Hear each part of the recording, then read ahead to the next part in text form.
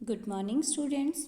Today we are going to start our business study of class 12th, chapter number 5, organizing, in which we are discussing about the delegation and decentralization concept and importance. For that, firstly, we have to understand what is the meaning of delegation. Delegation of authority means assigning work to other and giving them authority to do, यानी कि कहने का मतलब क्या कहने की कोशिश कर रहा है उत्तर यहाँ पर कि डेलीगेशन क्या है।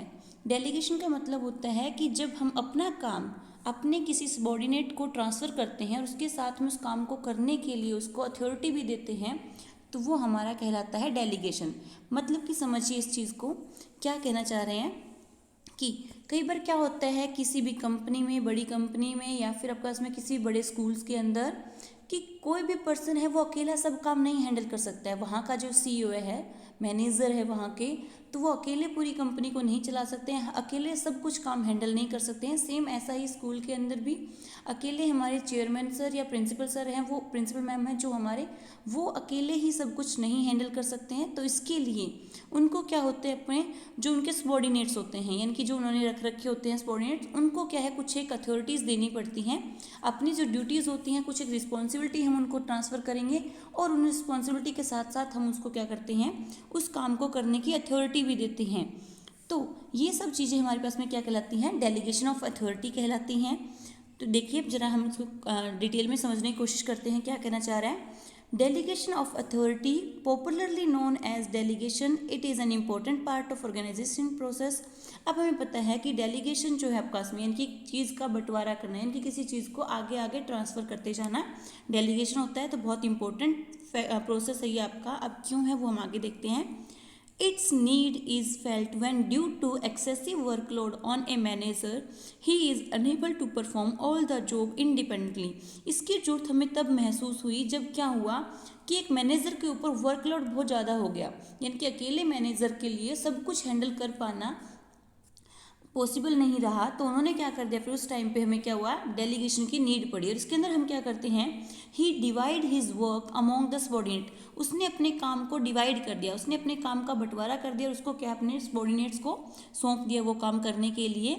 But just mayor division of work does not guarantee success. लेकिन ऐसा नहीं है कि आपने सिर्फ काम का बंटवारा उनको कर दिया, जब तक कि हम उस काम को करने के लिए अपने सबॉर्डिनेट को अथॉरिटी नहीं प्रोवाइड करेंगे तब तक क्या है आपके पास में आपकी डेलीगेशन ऑफ अथॉरिटी कंप्लीट नहीं मानी जाएगी। यानी कि कब तक आपकी डेलीगेशन ऑफ अथॉरिटी कब कंप्लीट होगी, जब आप डिवीजन ऑफ वर्क करते हो, उसके साथ साथ आप क्या करते हो, अथॉरिटीज़ भी असाइन करते हो उस वर्क को सक्सेसफुली करने के लिए, वो हमारी डेलीगेशन ऑफ अथॉरिटी कहलाती है।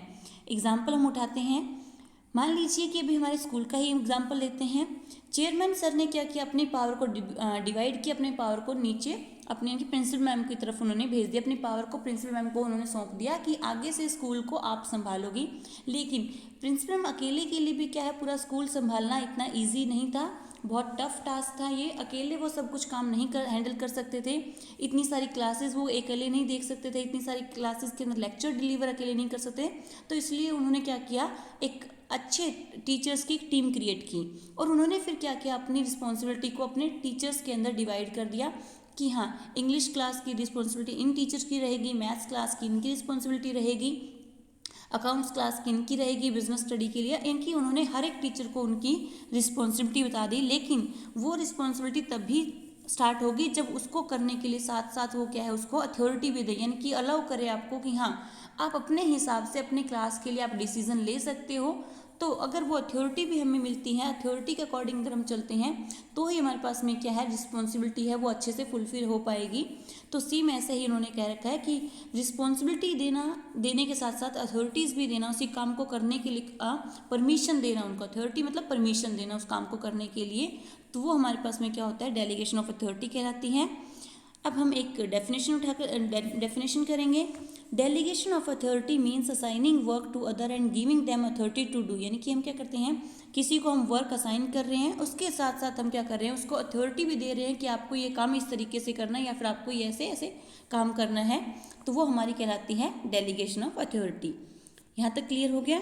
अब हम आगे बढ़ते हैं कि डेलीगेशन ऑफ अथॉरिटी के लिए हमारे पास में कौन कौन से एलिमेंट की जरूरत पड़ती है, यानी कि डेलीगेशन ऑफ अथॉरिटी किन किन एलिमेंट्स को मिलकर के पूरी होती है। सबसे पहले हमारे पास में आता है रिस्पॉन्सिबिलिटी। रिस्पॉन्सिबिलिटी मतलब क्या होता है, it refer to the obligations of subordinate to properly perform the signing duty. यानी कि रिस्पॉन्सिबिलिटी यानी कि जब हम किसी को रिस्पॉन्सिबिलिटी देते हैं तो यानी कि हमें ये पता होता है कि हाँ जी हमारा जो सबॉर्डिनेट है वो उस काम को करने के लिए कर सकता है, परफेक्टली उस काम को परफॉर्म कर सकता है। कि देखो मैम ने जब ड्यूटीज़ असाइन की होगी कि किसको मैथ्स लेक्चर देने हैं, किसको इंग्लिश लेक्चर देने हैं, किसको अकाउंट्स लेक्चर देने हैं, किसको बिजनेस लेक्चर देने हैं, किसको जीके लेक्चर्स देने हैं, तो यानी कि उन्होंने क्या किया होगा, उनकी डेजिग्नेशन जो उन्होंने वहाँ पर सबमिट करवाई हैं अपने रिज्यूमे के अंदर डेडिकेशन, उसके अकॉर्डिंग क्या किया है उन्होंने उन ड्यूटीज़ को असाइन किया। इनकी रिस्पॉन्सिबिलिटी उस टीचर की वही रहेगी जो उस काम के अंदर परफेक्ट होता है। तो परफेक्शन के हिसाब से मैम ने क्या है सबको अपनी अपनी ड्यूटीज़ असाइन की हैं। यानी कि responsibility can be assign to the some other. Yes, अगर मुझे कोई काम की रिस्पॉन्सिबिलिटी मैम ने दी है और मुझे लगता है कि मैं रिस्पॉन्सिबिलिटी आगे ट्रांसफ़र कर सकती हूँ, डेफिनेटली मैं ट्रांसफ़र कर सकती हूँ उस चीज़ को।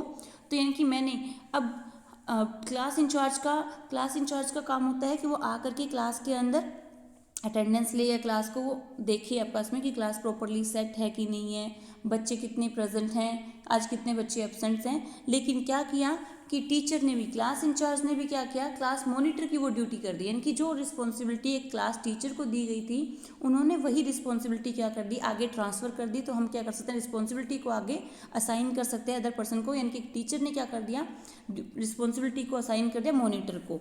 अब मॉनिटर को देखना है कि क्लास उनकी प्रॉपरली अरेंज है, क्लास के अंदर आपस में जो इक्विपमेंट क्लास के लिए ज़रूरी हैं, चौक है, डस्टर हैं, क्या वो क्लास के अंदर हैं, कितने बच्चे प्रेजेंट हैं, कितने बच्चे एब्सेंट हैं, वो सारे काम अब हमने मॉनिटर को वो ड्यूटीज़ असाइन कर दी हैं, उनको रिस्पॉन्सिबिलिटी दे दी हैं। तो यस, रिस्पॉन्सिबिलिटी हमारी असाइन की जा सकती है किसी दूसरे पर्सन के ऊपर। रिस्पॉन्सिबिलिटी हमारे पास में क्या होती है, ड्यूटीफुल होती है, हमें करना पड़ता है वो उसको। And it get originated because of superior subordinate relationship. इसके अंदर क्या आपस में सुपीरियर और सबॉर्डिनेट का आपस में एक रिलेशनशिप लिंक बना रहता है। सेकंड, अगर हमने अब रिस्पॉन्सिबिलिटी तो दे दी लेकिन उसके साथ साथ उसको अथॉरिटी भी देनी पड़ेगी। अथॉरिटी मतलब कि उस काम को कैसे करना है उसके लिए कुछ एक उसको पावर्स देनी पड़ेगी कि हाँ वो अपने हिसाब से ये स्टेप उस टाइम पीरियड पर वो ये स्टेप ले सकता है, उसके लिए उसको क्या कहते हैं, अथॉरिटीज़ देते हैं। तो it refer to the right of an individual to command his subordinate or to take action within the scope of his position, कि जैसी उसकी पोजीशन है वो उसके हिसाब से क्या है एक्शन ले सकता है। अब जैसे कि प्रिंसिपल मैम ने एक टीचर को रिस्पॉन्सिबिलिटी दी क्लास की, तो क्लास के अंदर क्या सही है क्या गलत है, तो एक टीचर को बार बार प्रिंसिपल मैम के पास में जाकर ये पूछने की जरूरत नहीं है कि क्या वो ये स्टेप ले सकता है, क्लास में एक बच्चे ने ऐसी हरकत की है तो क्या वो उसके खिलाफ एक्शन ले सकता है। तो पहले ही जब प्रिंसिपल मैम ने उनको रिस्पॉन्सिबिलिटी दी थी तो उसके साथ साथ उनको अथॉरिटी भी असाइन कर दी थी कि हाँ आप अपनी क्लास के लिए कोई भी एक्शन जो आप लेना चाहते हो वो ले सकते हो। एक आपका एक बाउंडेशन के अंदर आपका में होना चाहिए, आपका में जिस भी आपका पोजीशन है उसके हिसाब से आप जो स्टेप लेना चाहते हो अपनी स्टडीज़ के रिगार्डिंग, अपनी क्लास के अंदर डिसिप्लिन के रिगार्डिंग, तो आप ले सकते हो। तो सेम ऐसा ही रिस्पॉन्सिबिलिटी तभी फुलफिल होगी जब उसके साथ साथ अथॉरिटी भी दी जाए उस काम को करने के लिए आपके पास में।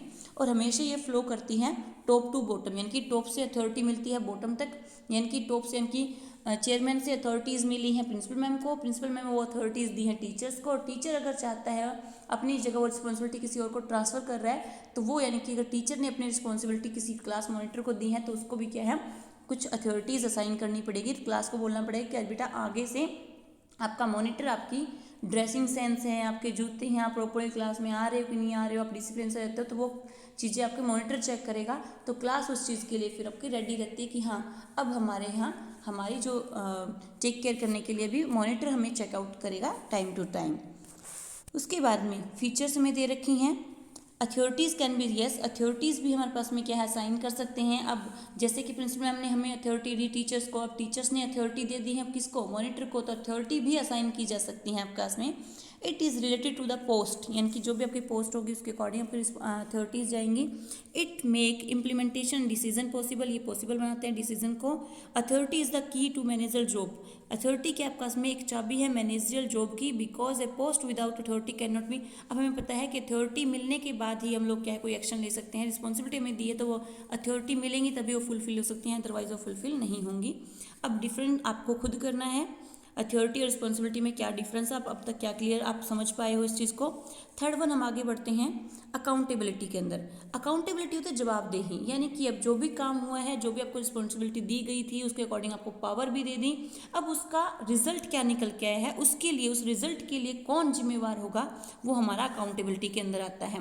It refer to answerability to the final outcome of the assigned work, यानी कि जो असाइन टास्क आपको दिया गया था उसका आउटकम क्या निकल के आया है, उसकी जवाबदेही कौन देगा, उसका आंसर कौन करेगा, ये अकाउंटेबिलिटी के अंदर आता है। और ये हमेशा अपवर्ड की तरफ जाता है, यानी कि अगर क्लास के अंदर कोई चीज मिस हैपनिंग हुई है तो उस टाइम पर एक टीचर जवाब मांगेगा मॉनिटर से, और प्रिंसिपल अगर कुछ ऐसा हुआ है स्कूल के अंदर तो आपका प्रिंसिपल है वो जवाब मांगेंगे टीचर से, और टीचर्स आपस में क्या करेगा, आपस में बच्चों से जवाब मांगेगा। तो उस केस पे अगर प्रिंसिपल मैम ने जवाब मांगा है टीचर से, तो उस टाइम पर टीचर ये नहीं कह सकता है कि ये मैंने अपनी रिस्पॉन्सिबिलिटी इस बच्चे को असाइन की थी, मॉनिटर को असाइन की थी, और मॉनिटर ने ये गलती की है, तो यानी कि नहीं, प्रिंसिपल उस टाइम बच्चे को नहीं बल्कि टीचर का फॉल्ट मानेंगे, क्योंकि उन्होंने ड्यूटी क्या है आपस में टीचर की असाइन की है, अब वो आगे ट्रांसफर कर रहे हैं। तो यानी कि अकाउंटेबिलिटी कहने का मतलब है हम किसी और पर्सन को, यानी कि कुछ काम करे कोई और, उसका आंसर कोई और करे, ऐसा नहीं पॉसिबल है।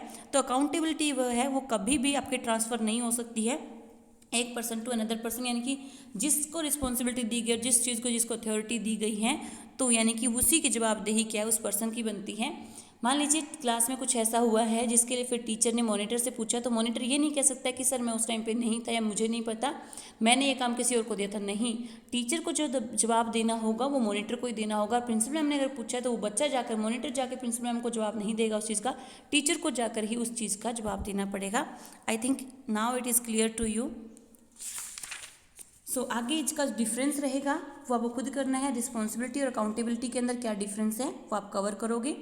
नहीं समझ में आता तो आप दोबारा से पूछ सकते हो, नो इश्यू एट ऑल। आगे सेकंड आपका इसमें दे रखा है, कैन अकाउंटेबिलिटी बी डेलीगेटेड। अभी हमने पीछे यही किया है कि अकाउंटेबिलिटी है वो कभी भी आपकी क्या है, ट्रांसफ़र नहीं हो सकती हैं। यही सेम इसके अंदर आपको मेंशन कर रख सकता है, यानी कि जिसको कार्यभार सौंपा गया है उसका आंसर, उस कार्यभार में कोई गलती होती है तो जो उसका आंसर होगा वो उसी पर्सन को देना होगा, कोई और पर्सन उसके रिस्पॉन्सिबल नहीं होगा। तो इसके अंदर हम साफ साफ कह सकते हैं कि accountability can not be delegated. Accountability कभी भी डेलीगेट नहीं हो सकती है। जिसको रिस्पॉन्सिबिलिटी दी गई है और जिसको उस टास्क की अथॉरिटी भी मिली हुई है तो उसके लिए आंसर भी उस खुद को ही करना पड़ेगा। So that's all for now. Thank you.